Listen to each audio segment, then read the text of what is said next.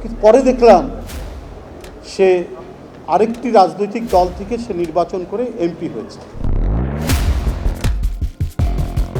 সাকিব নাকি মাশরাফি, কার দিকে তীর ছুঁড়েছেন প্রধানমন্ত্রীর রাজনৈতিক উপদেষ্টা রুহুল কবির রিজভী? প্রবীণ এই নেতার এক বক্তব্যেই আবারও তোলপাড় ক্রিকেট পাড়া। ভক্তদের কারো চোখে মানুষটা সাকিব, আবার কেউ বলছেন ম্যাচের নামটা। ঐতিহ্যবাহী মোহামেডান স্পোর্টিং ক্লাবের নবনির্বাচিত পরিচালনা পর্ষদকে শুভেচ্ছা বার্তা দিতেই এদিন ক্লাব প্রাঙ্গণে হাজির হয়েছিল বিএনপির শীর্ষস্থানীয় নেতৃবৃন্দ। শুভেচ্ছা বার্তাতেই ক্রিকেট আর রাজনীতির আলাপকালে এমন বিস্ফোরক মন্তব্য বিএনপি নেতার কণ্ঠে।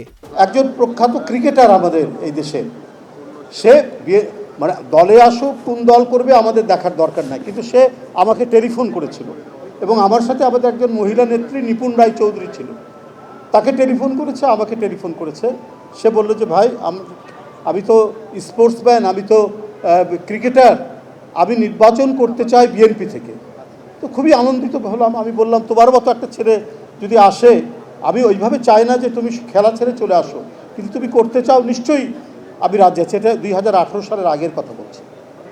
কিন্তু পরে দেখলাম সে আরেকটি রাজনৈতিক দল থেকে সে নির্বাচন করে এমপি হয়েছে। সোশ্যাল মিডিয়ায় যখন এত আলোচনা, তখন কি বলছেন সাকিব মাশরাফিরা?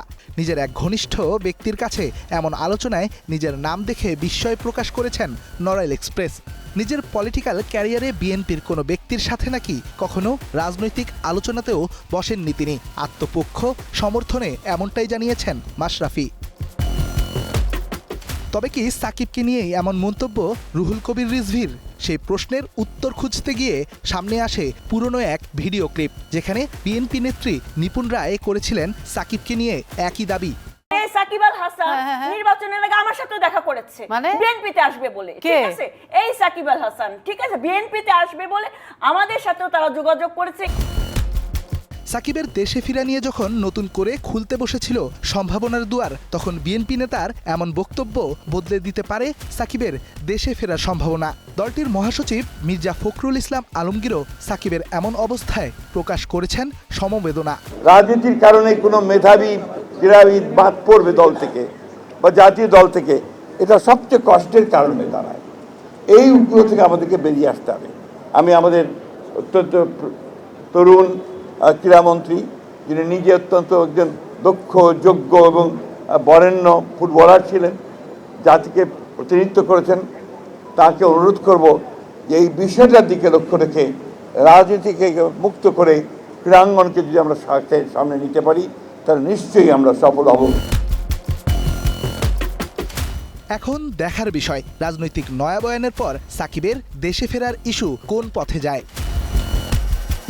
Redwan Shaon, star news, Dhaka.